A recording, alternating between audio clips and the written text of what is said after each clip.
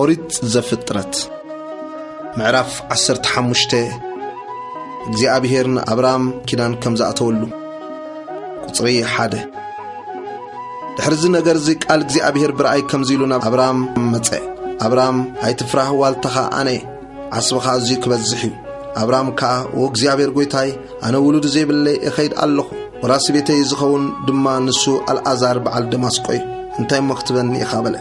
አብርሃም ካ ገለ ዘርኢ አሃብካንን እንሆ ድማ ሓደ አቤቴ ተወልደ ወርሰኒ ይበለ ኖኻ ቃል እግዚአብሔር ከምዚሉ ናብኡ መጽ አይፋሉን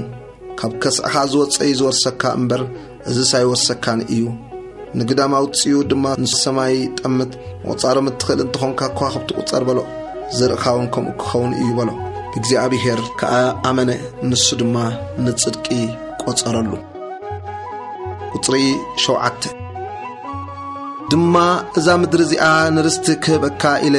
ካብ ኡር ከለዳውያን ዘውጻኹኻ ኣነ እግዚአብሔር እየ በሎ ንሱኻ እታ እግዚአብሔር ኣምላኽ ኣነ ነዚኣ ከም ዝርስተያ ብምንታይ ክፈልጥ እየ በሎ ንሱ ድማ 3 ዓመት ዝገበረት ኣርሕን 3 ዓመት ዝገበረት ጤልን 3 ዓመት ዝገበረት ድዑልን ምስ እዚ ከዓ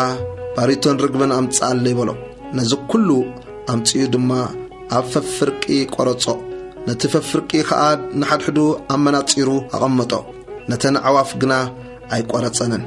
ናብቲ ስጋ ድማ ኣሞራታት ወረዱ አብርሃም ግና አይሰጎም ነበረ ፀሐይ ክትዓርብ ከላ ድማ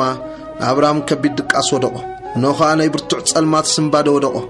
አብርሃም ድማ በሎ ንዘርኻ ኣብዘይ ምድሮም ስደተኛታት ኮይኖም ከም ዝገዝእዎም 400 ዓመት ድማ ከም ዘጨንቅዎም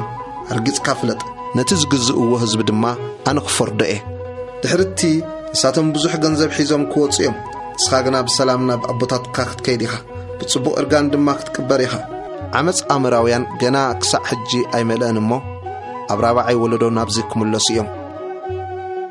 ቁጥሪ 17 ኮነ ድማ ፀሓይ ምስ ዓረበት ግብ ዝበለ ጸልማት ከዓ ምስ ኮነ እንሆ ድማ ዝተክኽ እቶንን ሃልሃል ተሓውን ብመንጎ እቲ ቆራርጽ ሓለፈ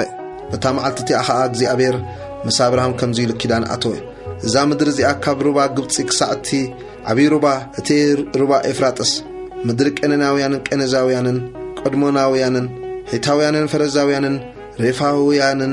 አሞራውያንን ከነአናውያንን ገርጊሳውያንን ይበሳውያንን ንዘርኻ ኮቦኤ